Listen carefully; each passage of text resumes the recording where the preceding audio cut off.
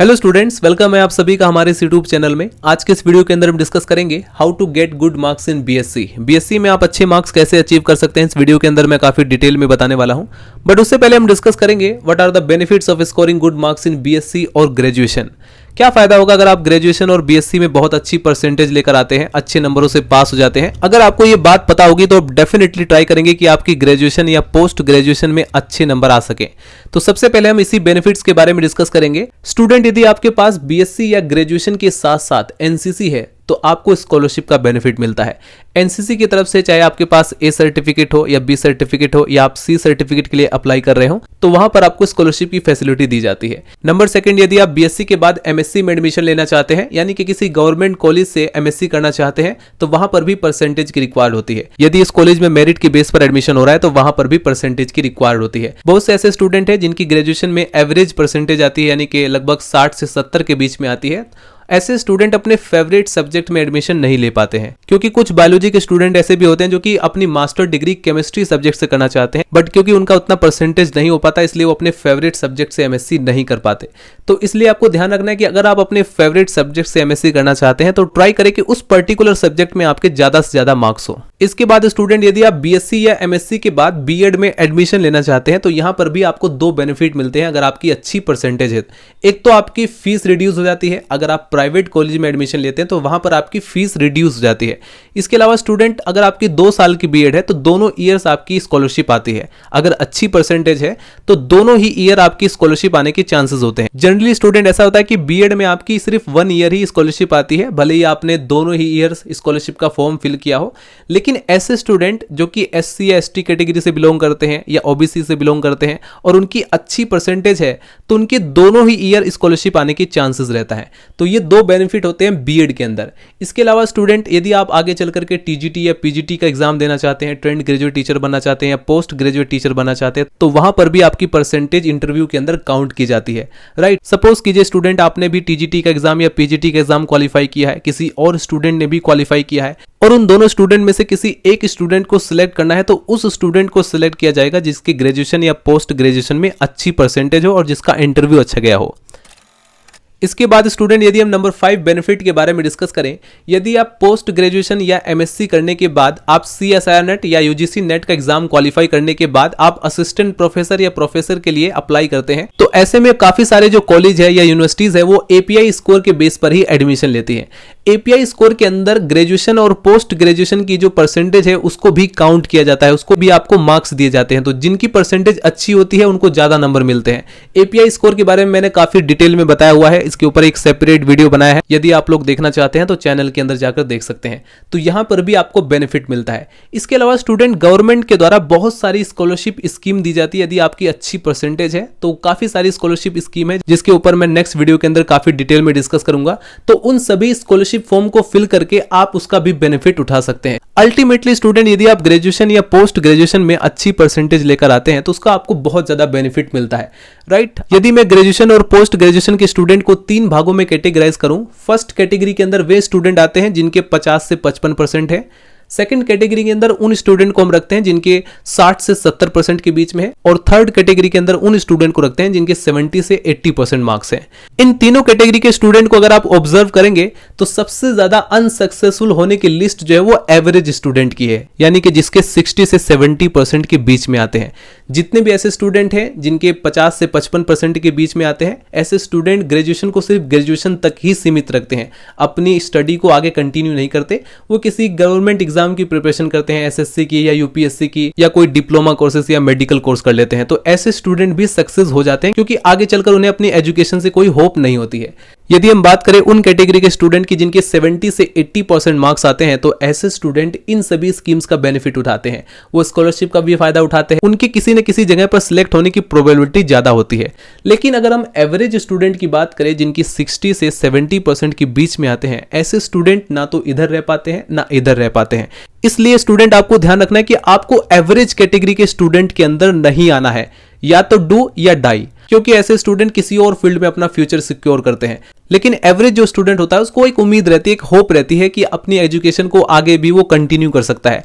तो ऐसे ही वो डिसीजन लेकर के एक अलग ही ट्रैप में फंस जाता है। तो आपको ध्यान रखना है स्टूडेंट, आपको एवरेज बनकर नहीं रहना है, क्योंकि एवरेज स्टूडेंट कहीं ना कहीं ये जानते हैं कि अगर वो मेहनत करते तो डेफिनेटली वो अच्छी परसेंटेज डिजर्व करते थे, वो अच्छी परसेंटेज ला सकते थे, बट वो नहीं लाए क्योंकि उन्होंने इस चीज को सीरियस नहीं लिया। तो बेनिफिट को डिस्कस करने के बाद स्टूडेंट अब हम डिस्कस करते हैं उन टिप्स के बारे में जिसके बेस पर आप बीएससी या ग्रेजुएशन में अच्छी परसेंटेज ला सकते हैं। फर्स्ट ऑफ ऑल आपको यह पता होना चाहिए कि जब आप बीएससी को स्टडी करते हैं, बीएससी का अगर आप सिलेबस उठाकर देखें, जब आप उसको स्टडी करते हैं तो आप दो तरीके से स्टडी करते हैं। एक होता है कि नॉलेज के लिए पढ़ना, एक होता है एग्जाम पेपर के लिए पढ़ना। इन दोनों में थोड़ा अंतर रहता है। जब आप नॉलेज के लिए पढ़ते हैं तो आप एक रिसर्चर की तरह पढ़ते हैं। आपको इससे मतलब नहीं होता कि आप किस टॉपिक पर चले गए, आपने एक टॉपिक से शुरू किया तो आपको पता चलता है कि क्योंकि सारी चीजें आपस में कनेक्टेड रहती हैं तो आप पता नहीं कितने डीपली चले गए। तो वो होता है एक तरीके से आप रिसर्चर की तरह स्टडी कर रहे हैं और नॉलेज के लिए अच्छी तरह से पढ़ रहे हैं। एक होता है कि आप सिर्फ उतना ही पढ़ रहे हैं जितना कि एग्जाम पेपर में आए। तो अगर आपके पास समय है, जैसा कि हर सेमेस्टर के लिए 6 महीने दिए जाते हैं, तो अगर आपके पास 6 महीने पूरे हैं तब तो आप पूरी तरह से थ्योरी को कवर करें, रिसर्चर की तरह स्टडी भी करें। लेकिन यदि आपके पास सिर्फ 2 महीने हैं, 3 महीने हैं, जैसा कि आपको पता होगा दिसंबर या जनवरी से आपका एग्जाम स्टार्ट हो जाते हैं, तो ऐसे वक्त में आपके पास बहुत कम समय बचता है। तो कम समय है तो ऐसी कंडीशन में आपको सिर्फ और सिर्फ एग्जाम पेपर के लिए पढ़ना चाहिए। हालांकि वहां पर आपको रिसर्च करने का इतना टाइम नहीं मिलता है, लेकिन फिर भी आप बहुत सी चीजें कवर कर लेते हैं। तो आपको सबसे पहले क्या करना है, इंपॉर्टेंट क्वेश्चंस की लिस्ट बनानी है। ठीक है, अगर आप थ्योरी की प्रिपरेशन कर रहे हैं तो आपको सिलेबस के अंदर जितने भी इंपॉर्टेंट क्वेश्चंस हैं उनकी लिस्ट बनानी है। अब आप सोच रहे होंगे कि ये हम कैसे डिसाइड करें कि कौन सा इंपॉर्टेंट क्वेश्चन है। तो इसके ऊपर हालांकि मैं बीएससी के स्टूडेंट्स के लिए इंपॉर्टेंट क्वेश्चंस की लिस्ट की वीडियो भी बना देता हूं, लेकिन आप उस लिस्ट को कैसे बना सकते हैं, क्योंकि स्टूडेंट अलग अलग कॉलेज है, अलग अलग यूनिवर्सिटीज हैं, तो बहुत मुश्किल होता है कि सभी यूनिवर्सिटी के लिए एक ही इंपॉर्टेंट क्वेश्चंस की लिस्ट काम करे। आप इस सिचुएशन को थोड़ा समझें। यूट्यूब पर कोई भी टीचर अगर डायरेक्टली कोई इंपॉर्टेंट क्वेश्चंस की लिस्ट बनाता है तो वो इस तरीके से बनाता है, एक एवरेज लिस्ट बनाता है जो कि सभी यूनिवर्सिटी के स्टूडेंट्स के लिए वो लागू हो जाए।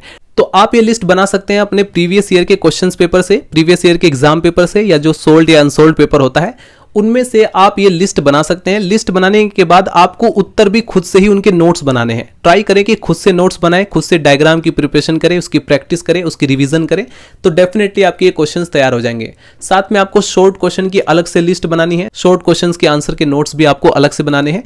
अगर आप उसको अच्छी तरह से स्टडी करेंगे, पढ़ेंगे, डायग्राम की प्रैक्टिस करेंगे तो एग्जाम टाइम तक आप उसको अच्छी तरह से प्रिपेयर कर लेंगे। काफी सारी यूनिवर्सिटीज या कॉलेज ऐसे भी है जहां पर एमसीक्यूज के बेस पर क्वेश्चंस पेपर आता है। तो एमसीक्यूज की प्रिपरेशन के लिए मैं ऑलरेडी आपको बता चुका हूं। फर्स्ट ऑफ ऑल आपको थ्योरी की प्रिपरेशन करनी है और कंप्लीटली पढ़ना है, क्योंकि एमसीक्यूज कहीं से भी पूछा जा सकता है। थ्योरी की प्रिपरेशन करने के बाद जो मॉडल पेपर आते हैं जिसमें एमसीक्यूज की पूरी लिस्ट रहती है, आप उसको स्टडी कर सकते हैं। सोल्ड या अनसोल्ड पेपर होते हैं एमसीक्यूज की, आप उसकी भी प्रिपरेशन कर सकते हैं। यानी कि जितने भी ऐसे स्टूडेंट हैं जिनके एग्जाम पेपर में मल्टीपल चॉइस क्वेश्चन आते हैं, तो ऐसे स्टूडेंट को ध्यान रखना है कि थ्योरी भी पढ़ना है और एमसीक्यूज की प्रिपरेशन भी करनी है। राइट, एमसीक्यूज वालों के लिए थोड़ा आसान रह जाता है। जितने भी ऐसे स्टूडेंट हैं जिनके कॉलेज या यूनिवर्सिटी के अंदर एमसीक्यूज बेस पर क्वेश्चंस पूछे जाते हैं, तो ऐसे स्टूडेंट के माइंड में रहता है कि सिर्फ टिक करके आना है, लेकिन टिक करने के लिए भी आपको थ्योरी को पढ़ना पड़ता है। तो एमसीक्यूज को बिल्कुल भी हल्के में नहीं लेना है, अच्छी तरह से थ्योरी को पढ़ेंगे तभी आप एमसीक्यूज को सॉल्व कर पाएंगे। इसके बाद स्टूडेंट यदि हम बात करें प्रैक्टिकल के बारे में, तो डेफिनेटली आपको पता होगा कि न्यू एजुकेशन पॉलिसी के अकॉर्डिंग प्रैक्टिकल को 50% वैल्यू दी गई है। पहले क्या होता था कि थ्योरी को 70% वैल्यू दी जाती थी, 30% प्रैक्टिकल की तरफ ध्यान दिया जाता था, लेकिन अब 50% प्रैक्टिकल तो 50% थ्योरी, यानी कि दोनों को इक्वल रखा गया है। तो आपको बिल्कुल भी इसको स्किप नहीं करना है, प्रैक्टिकल को सीरियसली लेना है। आपकी जो फाइल है, जो असाइनमेंट है, उनको अच्छी तरह से आप प्रिपेयर कर लें, सारे डायग्राम्स आपको प्रिपेयर करने हैं, यानी कि ट्राई करना है कि प्रैक्टिकल में भी आप अच्छे मार्क्स लेकर आए।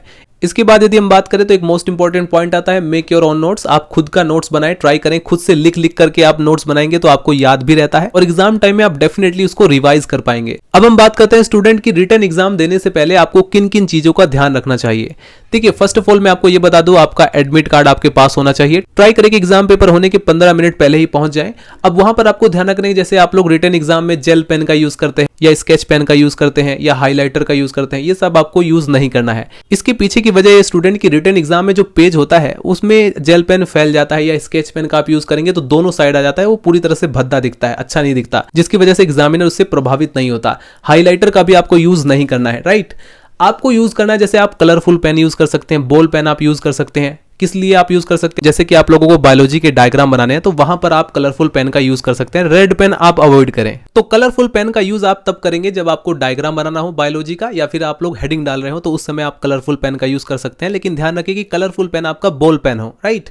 इसके बाद यदि हम बात करें जिस समय आप एग्जाम पेपर में लिख रहे होते हैं तो आप लोग अपनी हैंड राइटिंग का विशेष रूप से ध्यान रखें, क्योंकि हैंड राइटिंग एग्जामिनर को बहुत ज्यादा प्रभावित करती है। कुछ स्टूडेंट ऐसे होते हैं जिन्हें अच्छी हैंड राइटिंग में लिखने के लिए ज्यादा समय की रिक्वायरमेंट होती है, तो ऐसे स्टूडेंट ध्यान रखें, अगर आपको लगता है कि अगर आप अच्छे से लिखेंगे तो आपका समय चला जाएगा जिसकी वजह से आपका क्वेश्चन भी छूट सकता है, तो ऐसे में आप ट्राई करें कि स्टार्टिंग के कम से कम 10 पेज अच्छी हैंड राइटिंग में लिखें। उसके बाद यदि आपकी हैंड राइटिंग थोड़ी बेकार भी हो जाती है तो कोई दिक्कत नहीं, एग्जामिनर वो समझ जाता है कि आपकी टाइम की वजह से आपने इस प्रकार से लिखा है। बायोलॉजी के स्टूडेंट के लिए लास्ट में कुछ इंपॉर्टेंट पॉइंट्स मैं आपको बता देता हूं जिससे कि आपका समय बच सकता है। समय बचाने के लिए बहुत सारे ऐसे पॉइंट है जो कि आपको नोटिस करने चाहिए, जैसे कि जब आप थ्योरी के एग्जाम पेपर में बायोलॉजी के डायग्राम बनाते हैं तो ट्राई करें कि डायग्राम पहले बना लें। अगर आप डायग्राम पहले बना लेंगे तो आप डायग्राम को देख करके भी थ्योरी को लिख सकते हैं, राइट। इससे आपका समय बचेगा। तो एग्जाम पेपर के बीच में सभी के सभी क्वेश्चंस को अटेम्प्ट करने के लिए आपको समय का ध्यान रखना होता है। एग्जाम पेपर में समय बचाने के लिए आपको यह भी ध्यान रखना है कि परीक्षा के बीच में आपको किसी से बातचीत नहीं करनी है, किसी की तरफ आपको देखना नहीं है। अगर आपको लगता है कि आप सभी क्वेश्चंस को अटेम्प्ट कर सकते हैं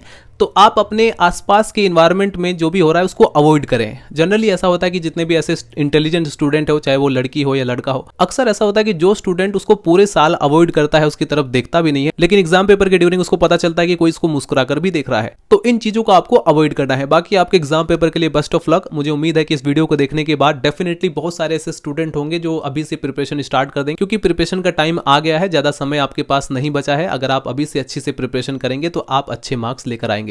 सो स्टूडेंट्स, मिलते हैं नेक्स्ट वीडियो में। वीडियो पसंद आए तो लाइक करें, चैनल को सब्सक्राइब कर दें अगर आपको इसी तरह की और भी वीडियो चाहिए तो। मिलते हैं नेक्स्ट वीडियो में। Bye bye, Tata.